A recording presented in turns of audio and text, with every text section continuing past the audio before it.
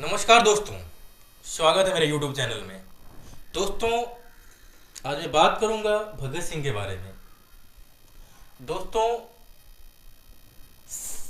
लोगों के जहन में हमेशा से एक सवाल बनता आ रहा है कि क्या भगत सिंह की फांसी की सज़ा को रोका जा सकता था?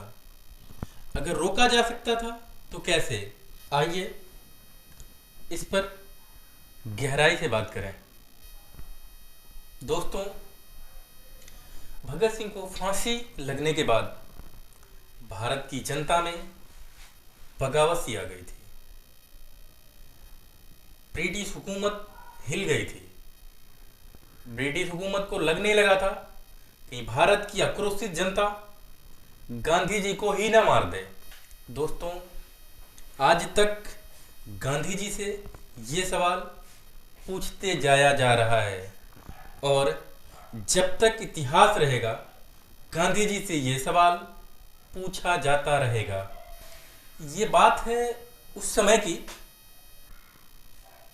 5 मार्च 1931 की, जब लॉर्ड इरविन ने महात्मा गांधी को समझौते के लिए बुलाया।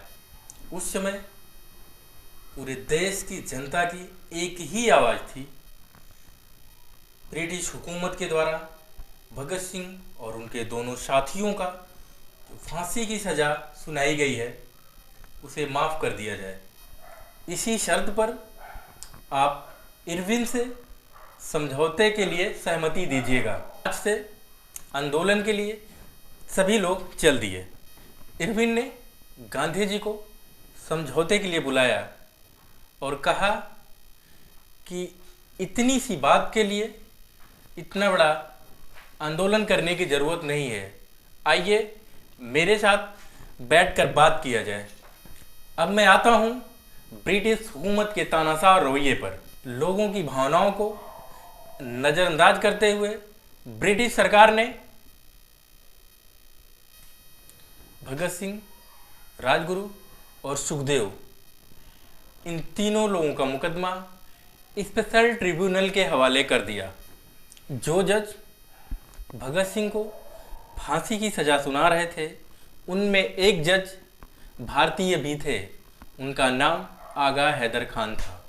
आगा हैदर खान ने अपना फैसला भगत सिंह के पक्ष में सुनाया कि जिस घटना का कोई सबूत या गवाह नहीं है उसे आप दंडात्मक कार्रवाई करते हुए कुछ समय के लिए जेल की सज़ा सुना सकते हैं, फांसी पर नहीं लटका सकते। ज्यूरियस के बीच आगा हैदर खान ने कहा था कि मैं भगत सिंह को फांसी देने के खिलाफ हूँ, लेकिन बाकी 3 जज मिलकर 7 अक्टूबर 1930 को भगत सिंह को और उनके साथी राजगुरु सुखदेव को फांसी की सज़ा मुकर्रर किया। लेकिन इसमें कोई फांसी की डेट निर्धारित नहीं हुआ था। लेकिन कुछ समय बाद 23 अक्टूबर 1930 की तारीख फांसी देने के लिए निश्चित किया गया। लेकिन वकीलों के प्रीवी काउंसिल में अपील किए जाने के कारण ये सज़ा कुछ समय के लिए आगे बढ़ गया।